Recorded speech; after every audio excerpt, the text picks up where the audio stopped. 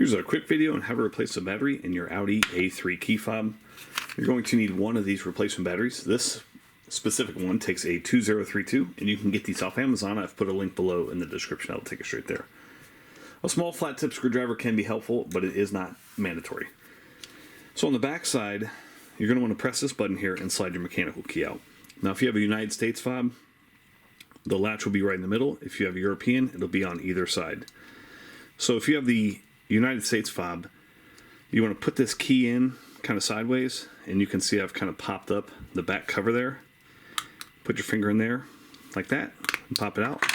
Or you can just use a little screwdriver, same idea, pop it out like that. I think the screwdriver is a little bit easier.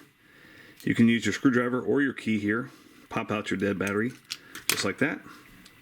Make sure you place your new one positive side facing upward, just like that.